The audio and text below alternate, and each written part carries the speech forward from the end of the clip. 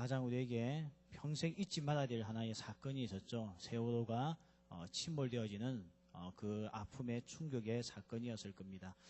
참 그건 지금 우리가 다시 한번 리마인드를 해보아도요, 너무너무 아쉽고 우리 동생들이 그렇게까지 비참하게 죽을 필요가 없었던, 어떻게 보면 인간이 만들어 놓은 하나의 큰 인재였지 않습니까?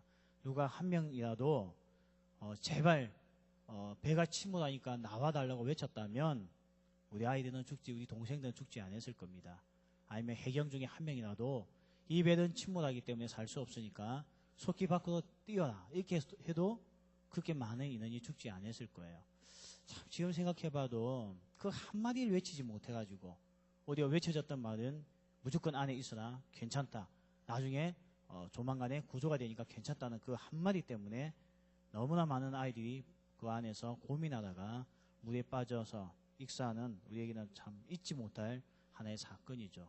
이게 전도하지 않은 결과입니다. 우리가 전도가 뭐냐면 외쳐야 할 때 외치는 것이 전도입니다. 근데 외치자 해도 침묵을 지키고 있으면 뭐 빠져가는 삶을 건질 방법이 없는 거죠.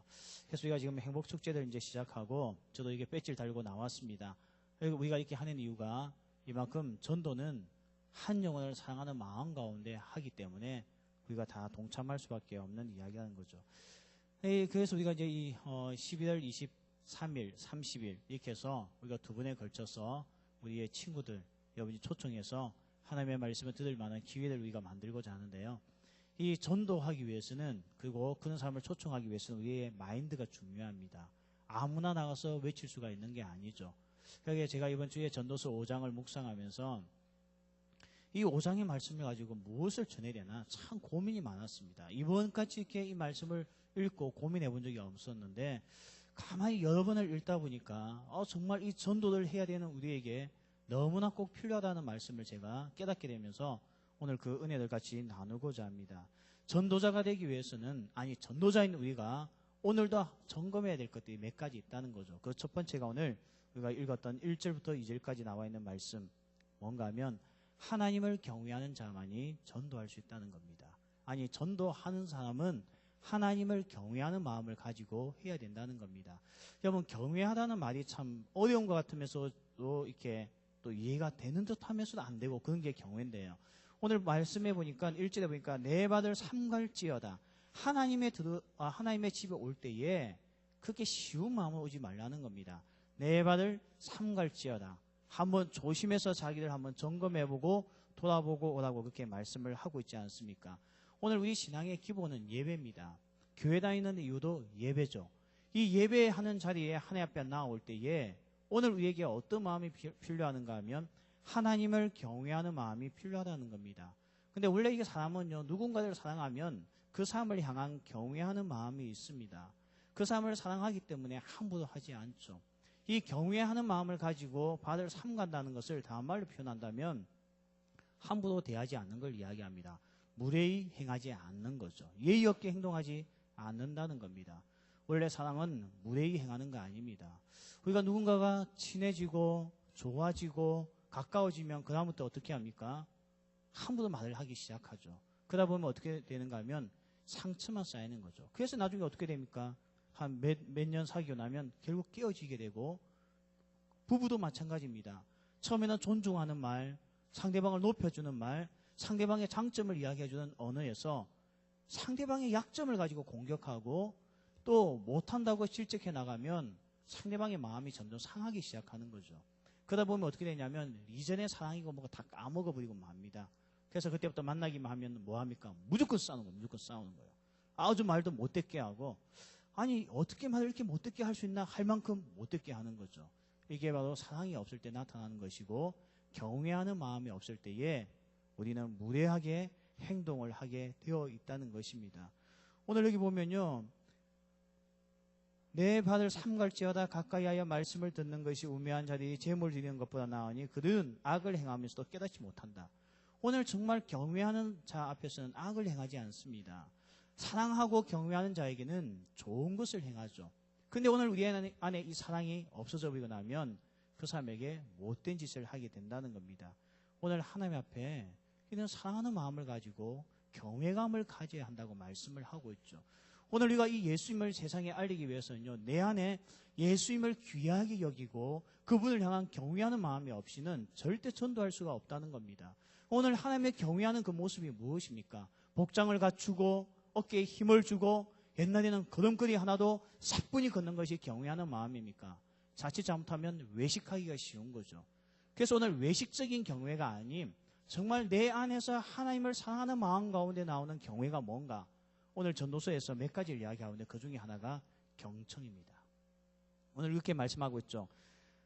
가까이하여 말씀을 듣는 것이 우매한 자들이 제물 드리는 것보다 훨씬 낫다고 이야기하면서 하나님을 경외하는 방법이 뭔가 하면 헌금보다도 더 귀한 게 뭔가 하면 말씀을 듣는 것이라고 이야기를 합니다. 원래 사랑하는 대상자는 그 목소리가 듣고 싶습니다. 그런데요, 미운 놈은 목소리조차 듣고 싶지 않습니다. 여러분 학교 다닐 때에 선생님이 갑자기 복도에서 나타나 그 소리가 들리면 다 어떻게 합니까? 사랑하는 마음으로 기다립니까? 아니죠. 난리죠. 야, 안부기 온다, 안부기 온다. 뭐 우리 때도 뭐 이상한 별명 부르면서 막 선생님 온다, 선생님이 안 하죠. 쌤 온다, 쌤 온다. 그때부터 아이들 모든 자세를 다 갖추기 시작하는 거죠. 근데 사랑하면요, 그 사람의 말을 듣고 싶고 그 목소리가 좋게 들립니다. 여기 교제하는 형제 자매들, 또 이 신혼부부들 있잖아요. 남편의 목소리가 좋게 들립니까? 짜증나게 들립니까? 그러면 우리 신혼부부 목장 모임에 와서 힐링 받아야 돼요. 힐링 받아야 돼요. 사랑스럽게 들려야 됩니다. 자다가도 아내의 목소리가 기분 좋게 들려야 됩니까? 짜증나게 들려야 됩니까? 기분 좋게 들려야 돼요. 짜증나면 뭐라고 하냐면 권태기가 벌써 왔다고 이야기합니다. 오늘 우리가 하나님을 경외하는 방법이 뭔가 하면 폼 잡고 성경책 옆에 끼고 걷는 그걸 이야기하는 게 아니고요. 하나님을 경외하는 마음이 뭔가 하면 하나님의 말씀에 경청하는 겁니다. 내 말을 많이 하는 것이 아니고 하나님께서 오늘 내게 무엇을 말씀하고 있는가, 내 인생을 향해서 하나님께서 뭐라고 하고 있는가, 그 말씀에 귀를 기울이는 게 뭔가 하면 경외하는 마음이다. 지금 그렇게 말씀을 하고 있죠. 그래서 오늘 하나님께서는요, 우리에게 이 듣는 마음, 하나님의 말씀을 듣는 마음, 하나님의 말씀이라고 한다면 아무리 내 생각과 일치하지 않아도 하나님의 말씀이라고 한다면 무조건 그 말씀을 1순위에 두는 것, 그게 바로 하나님을 경외하는 사람의 특징이라고 이야기를 합니다. 그러면서 오늘 뭐라고 이야기합니까? 함부로 입을 열지 말라고 그랬죠. 하나님 앞에서 함부로 입을 열지 말라고 하면서 7절까지 뭘 이야기하고 있는가 하면 서원하지 말라는 겁니다. 혹 서원을 했거든 반드시 지키라고 되어져 있죠. 여기 서원에 한 것을 뭐 다음 기회에 한번 설명하겠지만 쉽게 말하면 하나님의 말씀을 듣고 결단을 하라는 겁니다. 그러나 결단을 했다고 한다면 그 결단에 순종하라는 거죠. 사실 그렇죠. 뭐 우리 자매들이 언제 기뻐합니까? 사랑하는 남자에게 자기야 하늘에 별을 가지고 싶어 할 때 별을 갖다 줄 때 감동하는 거 아닙니까? 아니 별을 갖다 줄 것 같이 행동만 취해도 감동이 오는 거 아닙니까? 근데 그렇게 이야기할 때 남자가 너 바보냐? 하늘의 별을 어떻게 따냐? 내가 지금부터 과학적 입증해 주겠다. 한참 설명하면 남자들이 어떻게 여자가 어떻게 생각하겠습니까? 니 똑똑하다. 니 잘났다. 그러나 한 가지 확실한 건 있네. 너 날 사랑하지 않는 거구나. 그래서 논리적인 남자가 사랑받기 힘듭니다. 진짜요. 논리적인 남자가 문제가 많아요. 저도 그랬던 사람 중에 한 명입니다. 아내가 무슨 이야기하면 그것을 논리적으로 설명해주고 안 되는 이유들 항상 설명해줬어요. 그랬더니 지금 보세요. 거의 외면당하고 살고 있잖아요. 집에서요. 그러니까 하나님께서 오늘 우리에게 이 주시는 말씀을 경청했으면 그에 대한 결단이 있어야 되는데 오늘 우리가 그것을 지키기 힘든 거다 할지라도 하나님이 말씀하시면 순종하는 것, 그게 바로 사랑하는 자가 하는 행동이요 경외하는 자가 하는 행동이라고 말씀하고 있습니다. 그래서 하나님을 경외하지 않고는 절대 이 복음을 전할 수가 없다는 거죠. 그래서 오늘 하나님께서 우리에게 말씀합니다. 정말 이번 이 행복축제를 통해서 우리 모든 청년들이 진정한 이 시대의 전도자가 되기를 원하시는데 하나님께서요.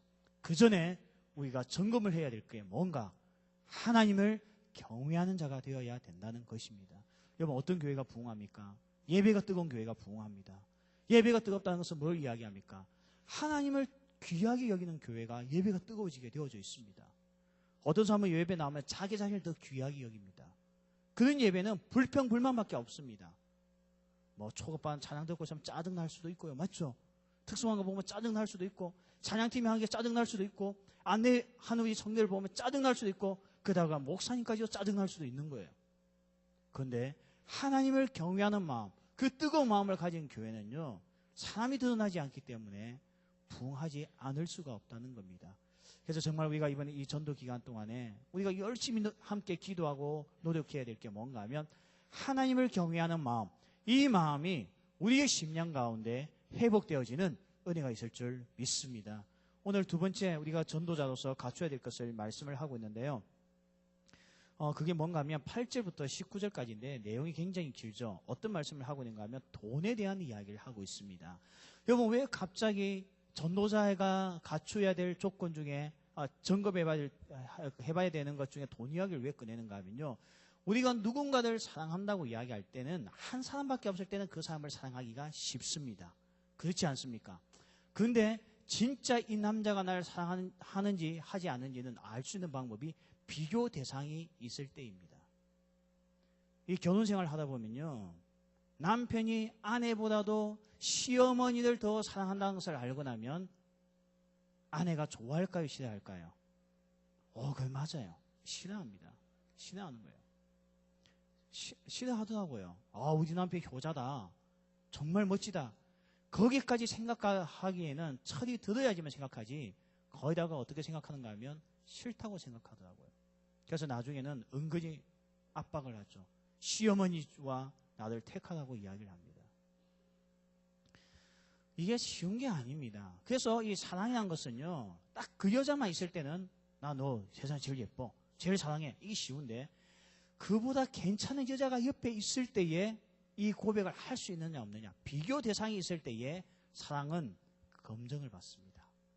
경외감도 검증을 받을 수가 있는 거죠. 그런데 이 세상에 하나님과 맞설 수 있는 사람은 아무도 없습니다. 여러분, 사람에 대해서 걱정 안 해도 돼요. 하나님과 동등상에서 맞설 수 있는 존재가 있는데 성경에 보니까 그게 돈입니다. 돈. 그래서 마태복음 6장 24절에 보면 한 사람이 두 주인을 섬길 수가 없다고 이야기했죠. 그 두 주인이 누굽니까? 한 주인은 누굽니까? 하나님. 한 주인은 뭐라고 되어 있냐면 재물이라고 예수님께서 말씀을 하셨어요. 그러니까 예수님께서도 이 세상에 오셔서 하나님과 견줄 만한 주인이 누가 있는가 봤더니 돈이라는 것, 돈. 그래서 오늘 이 참된 전도자가 되기 위해서는 하나님을 경외하는 자가 되어야 되고 하나님을 사랑하는 자가 되어야 되는데, 우리가 정말 하나님을 경외하느냐 사랑하느냐를 입증할 수 있는 것은 돈을 놓고 보면 딱 알 수가 있다는 겁니다. 그러니까 돈을 떼놓고는 사랑하는지 사랑하지 않는지 표가 나지 않는다는 거죠. 그래서 예수님께서 뭐라고 합니까? 두 주인을 섬길 수 없는데 하나님을 섬기든지 재물을 섬기든지 둘 중에 하나 되어 있는데, 하나님을 사랑한 자는 재물을 경히 여기고 재물을 중히 여기는 자는 하나님을 경히 여긴다고 예수님께서 말씀하셨습니다. 여러분, 여기 중히 여기다, 경히 여기다, 중히 여기다, 이걸 다 말로 하면 이게 뭐냐면 경외죠. 경외. 경히 여기다, 가볍게 여기다는 건 뭡니까? 경외의 반대말입니다. 그러니까 오늘 우리는 하나님을 경외하는 자가 되어야 되는데 우리가 돈을 경외하기는 너무너무 쉽다는 겁니다. 그래서 사실은 그렇잖아요. 돈 5만 원 벌기 위해서 하나님과 바꾸는 사람들이 있습니다. 왜냐하면 그 사람에게는 돈이 재물이거든요. 그 사람의 돈이 주인이니까요. 그래서 오늘 하나님께서 우리에게 이 돈에 대해서 이야기하면서 너가 이 부분에서 분명한 신앙 고백이 없으면 너 나를 사랑하지 않는 거다. 오늘 그래서 이 돈에 있어서만큼은 돈은 수단이 되고 도구가 되어야지 너 인생의 목적이 되어서는 안 된다고 오늘 솔로몬이 이야기하면서 돈의 실체에 대해서 우리에게 이야기를 해주고 있다는 겁니다. 자, 우리 10절 말씀, 돈이 어떤 것인가? 10절 말씀 같이 함께 읽겠습니다. 자, 시작. 은으로 만족하지 못하고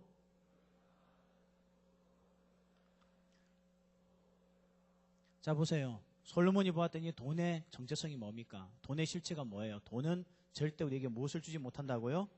만족을 주지 못한다는 겁니다. 그러나 또 한 주인이신 하나님은 우리에게 무엇을 준다 했습니까? 우리에게 절대적인 만족과 기쁨을 준다고 했죠. 돈은 우리에게 만족을 주지 못합니다. 여러분, 얼마나 있어야, 여러분 돈이 얼마나 있어야 만족하겠습니까? 그래서 이 만족을 줄 수 없다는 것을 솔로몬은 이미 그가 부유한 자로서 다 경험해봤다는 겁니다. 돈의 두 번째 실체가 있습니다. 11절 말씀 같이 읽겠습니다. 자, 시작. 재산이 많아지면 먹는 자들도 많아지나니 그 소유주들은 눈으로 보는 것 외에 무엇이 유익하냐. 여러분, 돈을 많이 벌면 내가 이제부터 가진 게 많으니까 행복하다고 생각되어지죠. 제가 살아보니까요, 돈이 많아지면 돈 빌려달라는 사람이 너무 많습니다. 누가 빌려달라고 하는 줄 아십니까? 가족이 빌려달라고 해요. 안 빌려주면 어떻게 돼요? 관계 깨지는 거죠. 그래서 이 참 돈을 가지고 있으면요, 여기저기 전화 온 사람들이 한두 명이 아닙니다. 거기다가 또 거룩하신 선교사님들이 전화가 오죠. 자매님 하면서 지금 내가 선교지에 있는데 이것도 해야 되고 저것도 해야 되고 안 줄 수가 없는 거죠. 정말 돈이 많으면요, 사람들이 빌리러 옵니다. 작년과 우리 교회 장로님 한 분이 저한테 그 이야기를 하더라고요. 우리 작년에 우리 체육대에서 경품의 1등이 텔레비전이지 않습니까? 근데 이 장로님이 굳이 뭐 텔레비전이 자기에게 필요하다 생각 안 해가지고 자기가 안 가지겠다고 이렇게 반납을 했더니 그날부터 시작해서 이 전화가 불통이 날 만큼 많이 왔대요. 장로님 필요 없다면서 나와주세요, 나와주세요, 나와주세요 하고 이야기한 사람들이 한두 명이 아니었다는 겁니다. 그래서 이 장로님이요, 너무 그게 스트레스가 돼가지고 교회 그냥 다시 반납을 해버렸어요. 아예. 물론 내줬으면 제가 더 감사한 마음을 오늘 이 자리에서 고백했겠지만 어쨌든 그분이 반납해버렸어요. 근데 저는 그 심정이 이해가 됩니다. 누굴 주겠어요? 이 사람 주고 나면 이 사람이 섭섭하게 생각할 거고, 이 사람 주고 나면 이 사람이 섭섭하게 생각할 거고. 그러니까 솔로몬이요, 소유가 많고 돈이 많아봤더니 좋을 줄 알았더니 그 돈은 자기가 눈으로서만 구경하고 돈은 누가 쓰는가 했더니 주변에 돈 빌려오는 사람들이 다 쓰러나는 겁니다. 여러분이 아직까지 돈이 없으니까 빌려오는 사람이 없죠. 그래서 지금 공감을 못하고 있어요. 공감을 못하고 있어요. 우리 맨날 빌리는 인생이다 보니까. 근데요, 정말 맞아요. 한번 생각해봐요. 여러분이 만약에 복권에 당첨됐다. 복권에 당첨됐다. 뭐 벌써 상상하면서 충격받는 분들이 몇 분 있는 것 같은데, 여러분 복권에 당첨되면 돈이 갑자기 매력이 생기지 않습니까? 그 돈이 있으면 어떻게 될 것 같아요? 자기 계획대로 쓸 수 있을 것 같습니까? 분명히 가족 간에 싸움 붙을 겁니다. 우리 어머니에게, 우리 아버지에게 집 한 채 사줘요. 집 한 채 사줬어요. 그러면 이모가 전화 와요. 내가 네 어릴 때 기저귀 갈아주고 우유 먹여주고 널 키워줬는데 이모는 인간도 아니냐? 한마디 하면 관계 깨지는 거예요. 솔로몬이 돈을 벌어봤더니 돈은 눈으로서만 구경하고 빌리는 사람이 너무 많아서 더 괴로웠다는 겁니다. 이게 돈의 실체입니다. 제가 보세요. 목사님 돈이 없잖아요. 저에게 지금까지 돈 빌려달라는 사람이 한 명도 없습니다. 선교사님들도 그렇게 선교지가 힘들대도 저보고 기도해달라고 했지, 지금까지 저에게 목사님도 매월마다 저에게 후원해 줄 수 있겠습니까? 하는 선교사님을 제가 한 명도 못 만나봤습니다. 그런데 여러분이 조그만 종직장 가져보십시오. 주변에 여러분을 아끼는 분들이 너무 많아집니다. 너무 많아져요. 여러분을 바라보는 사람이 너무 많습니다. 이거는 이 정도만 하겠습니다. 여러분 지금 전혀 이해를 못하고 있어요. 이해를 못하고 있어요. 뭐 돈을 가져본 적이 없다 보니까. 세 번째 돈의 실체가 나와 있다는 거죠. 12절 우리 같이 함께 읽겠습니다. 자, 시작. 노동자는 먹는 것이 많든지 적든지 잠을 달게 작으니와 부자는 그 부유함 때문에 자지 못하느니라. 우리는 돈이 없어서 못 자죠. 못 자는데 오늘 어떤 이야기 하고 있냐면 근로자, 직장에 있는 직원들은 잘 잔다는 거예요. 월급만 제때 주면요. 저는 이 대해서 100% 공감합니다. 전 잘 자요. 그런데 사람이 오너가 되면 그때부터 이게 머리가 복잡해지기 시작하고 힘든 겁니다. 그래서 제가 옛날에 한번 그 CEO들, 기업의 CEO들, 예배 인도들 제가 한때 1년 동안 한 적이 있었거든요. 거기서 이제 설교 마치고 나면 이제 아침에 조찬을 하면서 이제 기업에 있었던 이런 저는 이야기를 제가 들으면서 사업가들이 이렇게 힘들구나 한 걸 제가 느꼈습니다. 전부 다 앉아서 기도점이 뭐냐면 다음 달에 직원들 보너스 줘야 되는데 지금 돈이 없다는 거예요. 아니면 이제 은행에서 대출을 해가지고 줘야 되는데 이 문제가 빚을 내지 않고 될 수 있게끔 기도 제목 부탁합니다 하는 사장님들이 한두 분이 아니었어요. 제가 그때 그걸 들으면서요, 와, 사장이 그냥 좋은 게 아니구나 제가 느꼈습니다. 여러분은 지금 여기 중에 우리 지금 CEO가 아무도 없잖아요. 전부 다 없다 보니까 여러분 다 월급을 받고 있지 않습니까? 여러분 월급만 들어오면 불만 없죠? 간혹 보세요. 우리 청년들 중에 월급 제때 안 들어오면 표정이 별로 안 좋아요. 인생에 버림받은 존재인 것 같기도 하고 실패한 존재인 것 같고 근데 월급이 제때 들어오면요 별로 걱정 안 하고 삽니다. 월급 줄 때 들어온 사람 마음 편해요. 그러나 월급 주는 사람은 죽어나는 겁니다. 그래서 사장들이요, 너무 신경을 많이 쓰다 보니까 위험도 많고 위궤양도 많고 잠을 못 자는 불면증도 굉장히 많다는 겁니다. 오늘 전혀 하고 공감이 안 되는 이야기를 하니까 저도 마음이 좀 힘들어요. 이번 주 제가 제보자라는 영화를 봤습니다. 영화 한번 보셨습니까? 나의 사랑 나의 신부보다 훨씬 낫습니다. 그 제보자의 영화에 보면요, 이게 황우석 박사 이야기잖아요. 이 황우석 박사가 옛날에 했던 그 줄기세포 쏘긴 사건을 다시 한 번 더 재영상해서 이거 재조명해주는 그런 영화인데 괜찮아요. 꽤 괜찮아요. 근데 이 영화에서 보면 이 황우석 박사 이 가명이 이재환 박사로서 이렇게 나오죠. 이 박사가 끊임없이 줄기세포는 있다 거짓말하고 거짓말하다가 결국 나중에 한 PD에 의해서 들통이 나면서 이제 결국 이게 국민들이 다 알려지게 되지 않습니까? 그때 이 마지막 한 장면 중에 저는 잊지 못한 거예요. 그분이 복제했다고 하는 죽어가는 강아지. 그 강아지를 만지면서 했던 한마디가 있습니다. 너무 멀리 왔구나. 어떻게 해? 다 나만 쳐다보는데. 온 국민이 나를 대한민국의 희망이라고 쳐다보는데 나보고 어떻게 하라고 더 이상. 나올 거는 없는데. 그래서 했던 방법이 속이는 거였습니다. 속일 때 그 사람 마음이 어디 편했겠습니까? 언론에 줄기세포를 만들었다고 발표할 때 마음이 편했겠습니까? 결국은요, 성공을 꿈꾸고 사람들에게 기쁨을 주려고 하다 보면 이런 스트레스 속에 살 수밖에 없다는 겁니다.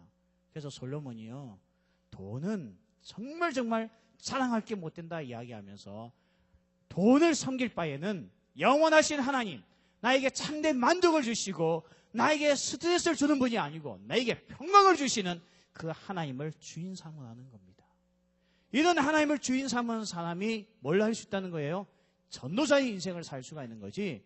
지금도 청년들이 앉아가지고 예수 믿는 친구나 안 믿는 친구나 함께 모여서 돈 이야기하고 있으면 누가 하나님을 믿겠냐 이 말입니다. 교회 가자고 이야기하면 한마디 하겠죠. 니나 잘 믿으시오 하겠죠. 그래서 솔로몬이요, 세 번째 우리에게 점검시키는 게 있습니다. 그게 뭔가 하면 20절 말씀입니다. 우리 20절 같이 읽겠습니다. 자, 시작. 그는 자기의 생명의 날을 깊이 생각하지 아니하리니 이는 하나님이 그의 마음에 기뻐하는 것으로 응답하심이니라. 오늘 전도자에게 뭘 세 번째 점검을 시키는가 하면요, 전도자가 되기 위해서는, 참된 전도자는 오늘 일상 속에 주신 하나님의 모든 것을 다 염려 없이 감사한다고 말씀하고 있습니다. 우리 한글 성경에 그는 자기의 생명의 날을 깊이 생각하지 아니하리니, 생명의 날 살고 있을 때에 우리 인생에 대해서 너무너무 복잡하고 깊이 있게 생각하지 말라는 겁니다. 우리 지금 깊이 있게 생각하는 청년들 있잖아요. 뭘 먹고 살아야 되나? 나는 앞으로 어떻게 될까? 취직 못하면 내 인생은 어떻게 될까? 내가 만약에 오늘 대학을 졸업하고 이번 해에 대학을 졸업하고 내년에 취직을 해야 되는데 취직을 못하면 우리 엄마 아빠는 어떻게 될까? 엄청 실망하시겠지? 난 앞으로 결혼도 할 수 없겠지? 이런 인생에 대해서 깊이 생각하지 말라는 겁니다. 하나님께서요.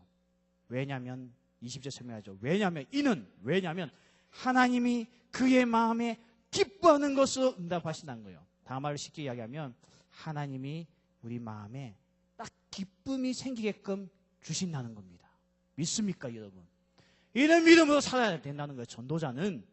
그런데 전도자가 믿지 않는 사람들하고 앉아가지고 똑같이 취업난 때문에 힘들다, 못 살겠다, 나도 내년에 백수가 되어서 너희들과 똑같은 형편이 되겠다, 이런 소리 하지 말라는 겁니다. 오늘 전도자가 될 사람이 집안 친척들하고 같이 모여서 똑같은 것을 염려하고 있고 똑같은 것을 걱정하고 있으면 하나님이 어디 계시냐는 거예요. 하나님의 살아계심을 믿는 자는 하나님께서 우리에게 기쁨을 주기 때문에, 기쁜 일로서 응답하시기 때문에 우리는 지금 현재에 있어서 끊임없는 하나님께 주신 모든 것에 감사하는 마음을 가지는 것이 전도자가 해야 되는 삶이라고 그렇게 말씀을 하고 있습니다. 웨스트민스터 교회 중에 1번이 그거죠. 인간이 사는 목적이 뭐냐? 인간의 제1된 목적이 뭐냐? 이거 뭡니까? 하나님을 영화롭게 하고 그분을 기쁘게 하는 것이다. 우리가 그렇게 배웠지 않습니까? 하나님을 영화롭게 하고 하나님을 기쁘게 하는 것이 우리의 삶의 목적입니다. 그러면 하나님께서 사시는 목적은 뭡니까? 우리가 이 땅에 사는 목적은 하나님을 영화롭게 하고 하나님을 기쁘시게 한다고 한다면 역으로 바꾸어서 하나님께서 이 땅에 사시는 이유는 뭡니까? 하나님께서 살아계시는 이유가 뭐예요?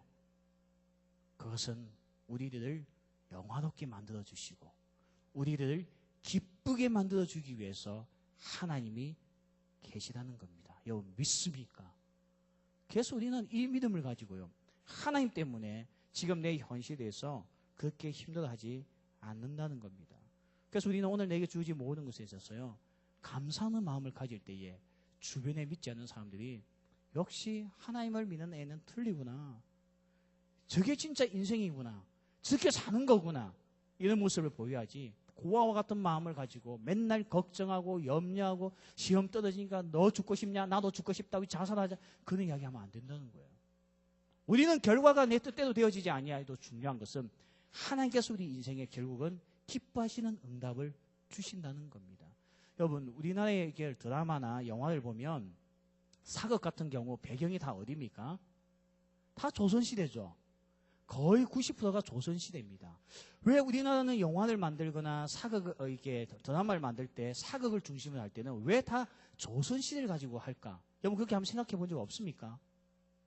저는 그게 참 궁금했어요. 알고 보니까 역사 소설가들에게 인터뷰했는 내용을 제가 이번에 신문에 읽었는데요, 이유가 있더라고요.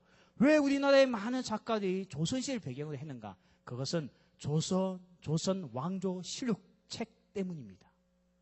조선 왕조 실록이 어떻게 만들어졌어요? 그 글을 적는 사람들이 임금님 옆에 앉아가지고 하나부터 10까지 낱낱이 다 적지 않습니까? 열받아 손가락을 집어 던졌다, 적고 맞죠? 오늘도 화가 났어, 이놈들 하고 나갔다, 다 적는 거예요. 그것을 모아놓은 게 조선 왕조 실록인데, 이 풍성한 자료 때문에 지금 우리 후손들이요, 대장금을 재밌게 볼 수 있었던 겁니다. 우리가 있는 것 때문에 오늘날 우리 한국에 이 영화나 드라마가 동남아시아에 진출해서 돈을 벌 수가 있었던 거예요. 후손들이 뭘 남겨줬습니까? 문화 콘텐츠를 남겨줬잖아요. 누구 때문에요? 임금님 옆에 앉아가지고 책상 쪽 뒤에 앉아가지고 아침부터 저녁까지 글만 적었던 사람들, 그 시시한 것까지 받아 적었던 사람들 때문에 우리 후손들이 누리는 복이 이만저만이 아닙니다. 여러분, 대장금 하나 때문에 한국의 위상이 얼마나 높아졌어요? 대장금 하나 때문에 한국의 식당이 외국에서 얼마나 인기를 끌었습니까? 안 그랬으면요, 아직도 외국에서는 한국 식당은 힘을 못 썼을 겁니다. 대장금의 힘입니다. 그러나 대장금을 대장금 되게끔 했던 게 뭐라고요? 조선왕조 실록. 그것은 어떻게 만들어졌다고요? 별 볼일 없는 공무원이 그 자리에 앉아가지고 아침부터 저녁까지 왕의 모든 행동 하나하나 적었던 게 우리에게 주어진 유산입니다. 오늘 이런 면에서 보면요, 우리 인생 가운데 버릴 것들이 하나도 없습니다. 여러분, 그 세계에서 가장 비싼 집이 어떤 집인지 아세요? 자꾸 제가 오늘 돈 이야기 했으면 의학 전혀 관계없는 이야기인데, 여러분, 세계에서 가장 비싼 집이 얼마짜리인 줄 아십니까? 부산에서 가장 비싼 집은 얼마예요? 제가 잘 모르겠어요. 근데 제가 이걸 인터넷에 검색해 봤습니다. 세계에서 가장 비싼 집은 로스앤젤레스에 있는데, 미국에 집값이 1,300억 원이 된대요. 여러분, 이 반응이 맞아요. 감이 안 오는 거죠. 감이 안 오는 거죠. 뭐 아직까지 족방 생활하고 있고, 우리가 지금 원룸에 있다 보니까 감이 안 옵니다. 세계에서 가장 비싼 집이 1,300억 원 한대요. 대단하죠? 진짜 원더풀해요. 저 듣고 놀랐습니다. 그러면 두 번째로 비싼 집이 얼마인 줄 아십니까? 세계에서요. 저는 쓸데없는 거 오늘 들고 나왔는데 미안해요. 이거는 어디에 있냐? 샌프란시스코에 있대요. 이 집이 얼마냐면 1,000억 원, 1,000억 원. 그러니까 아까 이전 집보다는 300억이 더 싼 거죠. 많이 싸죠, 맞죠? 300억이나 싼 집이에요. 이 1,300억, 그 다음에 1,000억짜리 집이 있는데, 이 1,000억짜리 집을 러시아 사람이 가지고 있는 집이거든요. 러시아 사람이 가지고 있는데, 이 집이 어디냐면 샌프란시스코에 보면 내가 적었는데 무슨 글자인지 로스 아토힐이라고 하는 동네에 이 집이 있다고 합니다. 제가 부동산 관심이 없기 때문에 그런 거 이해하세요. 거기에 1,000억짜리 집이 있는데요, 여러분, 거기에 1,000억짜리 집이 있다는 것은 뭘 이야기합니까? 살기가 좋으니까 있겠죠. 왜 이 동네가 살기 좋았느냐? 처음부터 살기 좋은 동네가 아니었습니다. 한 청년이 취직을 했는데 어디에 했는가 하면 우체부로서 취직을 했어요. 그래서 처음에는 취직해서 그냥 그 기쁨 가운데 열심히 집집마다 편지를 집어넣기 시작했습니다. 근데 이걸 15년쯤 하고 나니까 지쳐요, 사람이. 갑자기 편지를 매일마다 집어넣는 자기 인생이 허무하기 시작하고 한심한 거예요. 내가 이걸 언제까지 집어넣어야 되나. 벌써 15년째 일을 했는데 나이는 먹어가는데 이런 고민을 하고 있다가 교회 가서 하나님의 말씀을 듣다가 아니구나. 오늘 내게 주신 일상에 대해서 감사해야 되겠구나. 그래서 이분이요 마음을 바꿔먹고 편지를 넣으면서 이제 이렇게 자전거를 타고 다니지 않습니까? 그럴 때마다 길가에다가 꽃을 뿌리기 시작했어요. 기쁜 마음을 가지기 위해서. 그랬는데 그 꽃이 자라서 만든 동네가 아까 말했듯이 로스 아토힐이라고 하는 동네고, 이 동네가 미국에서는 최고의 집값을 자랑하는 동네로서 바뀌어진 이유가 이것 때문입니다. 한 청년의 일상의 감사가 그 별 볼일 없는 동네를 엄청난 살기 좋은 동네로 바꿔놓았다는 겁니다. 오늘 우리가 이 세상의 전도자로 살아가면서 여러분 직장을 바꿔놓아야 되지 않겠습니까? 캠퍼스를 바꿔놔야 되고 취업 준비생들을 바꿔놓아야 되지 않겠습니까? 무엇으로써요? 이 감사함, 기쁨, 하나님께서 내 인생에 분명히 기뻐하시는 응답을 주신다는 믿음, 이 믿음으로 가지고 있을 때에 우리가 전도자로서 영향을 미칠 수 있다는 겁니다. 테레사 수녀님은요, 수녀원들을 뽑을 때 조건이 있었대요. 3가지를 보고 뽑았대요. 뭐 이분이 워낙 외모가 떨어지니까 외모는 안 봤대요. 그 뭘로 했느냐? 3가지. 잘 웃어야 된대요. 그리고 2번째는 잘 먹어야 된대요. 3번째는 잠을 잘 자야 된대요. 잘 웃는 사람은 어디 가든지 사랑받습니다. 미치듯이 웃는 거 말고 있잖아요. 잘 웃는 거, 미소가 넘치는 거, 밝은 얼굴. 저는 지금까지요 자매들 중에 밝은 얼굴 가진 사람 치고 애인이 없는 사람을 본 적이 없습니다. 그러니까 여러분 이제 왜 애인이 없는지 이제 분석이 됐죠? 분석이 끝난 거예요 벌써요. 좀 웃으세요. 어떤 애 제가 이 자리에 서 있으면요, 내가 뭐 잘못했나? 아무 말도 안 했는데 그럴 때가 있어요. 잘 웃는 사람이 알고 보면 사람들의 마음을 움직입니다.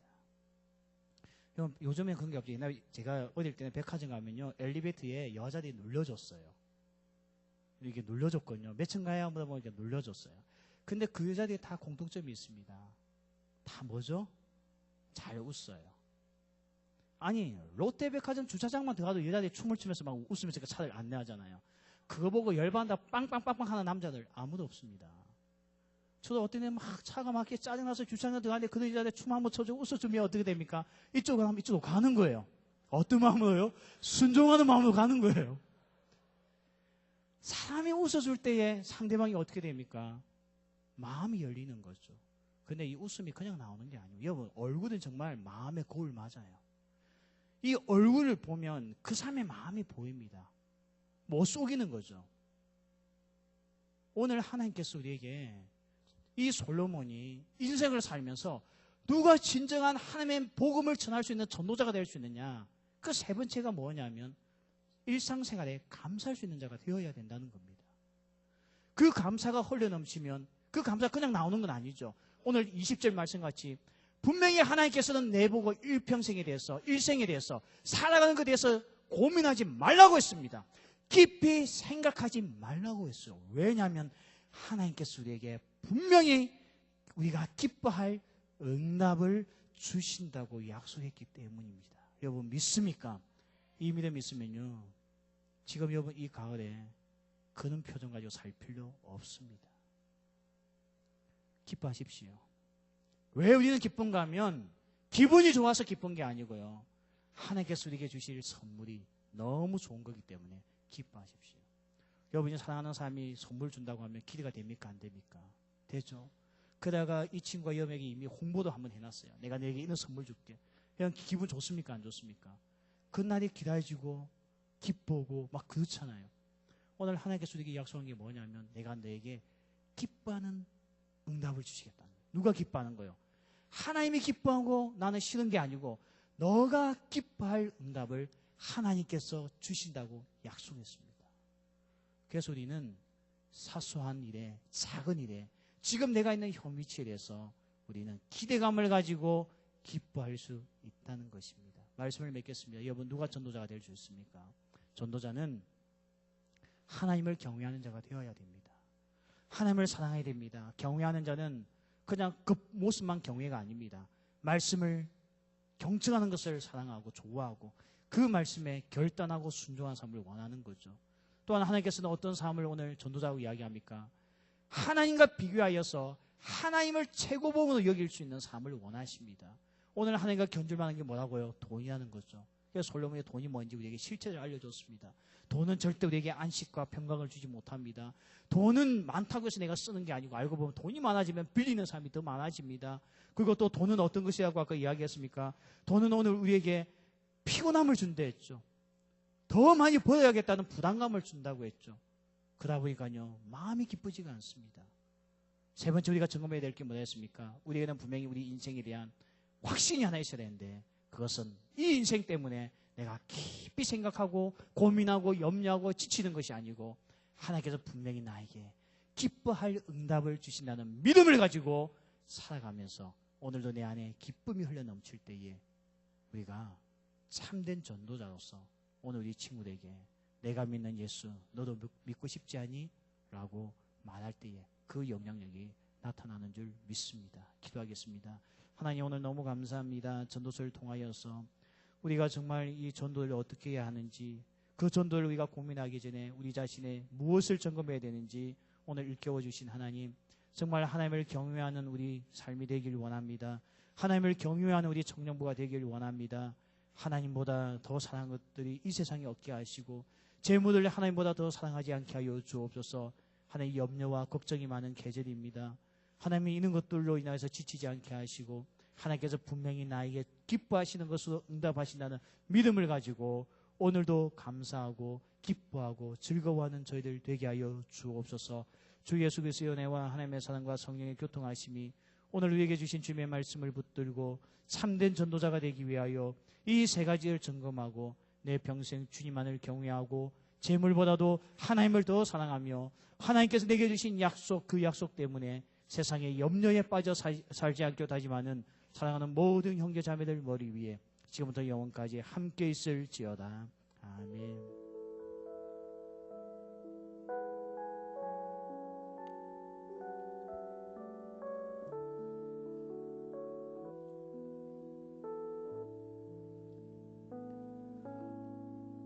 오늘 우리 처음 오신 분이 있어서 잠시 소개하겠습니다. 우리 강태우 형제님과 황이삭 형제님 어디 있습니까? 잠시만 일어서 주시겠습니까? 예, 강태우 형제, 여기 두 분 뒤에 있는데 우리 뜨거운 박수 소환하겠습니다. 예, 반갑습니다. 예, 자리에 앉아주시고요. 마치고 저를 잠시 만났다 가시고 오늘 혹시 방문하신 분도 계시다면 저하고 잠시 미팅을 했으면 좋겠습니다. 여러분, 이제 우리 행복축제가 11월 23일 날 있는데 여러분들 많이들 우리 기도하고 또 우리 주변에 있는 사람들에게 복음을 전하는 기회가 되었으면 좋겠습니다. 여러분 주부에 보면 오늘도 그 작정서가 있는데요. 우리 목장 모임에서 꼭 지난주 못하신 분들 그것도 추가로 해주셔서 우리 목자에게 제출해 주시길 바랍니다. 우리 여러분 주부에 보니 최인영 우리 형제 할머니가 소천하셔서 우리 내일 이 자리에서 장례식이 있습니다. 혹시 시간 되시는 분들 있으면 많이 참석해 주시고요. 시간이 안 되는 분들은 이렇게 기회가 있으면 문상을 해 주셨으면 합니다. 예, 여러분 한 주간도 승리하시고 주 안에서 귀하고 복된 시간들 가졌으면 좋겠습니다. 자, 우리 옆에 있는 분들에게 우리 한번 인사하고 마칩시다. 인사할 때에 한 주 동안 잘 되길 원해, 하나님의 큰 복을 받기 원해 하면서 우리 옆에 있는 분하고 우리 악수하면서 우리 한번 격려하고 마치겠습니다.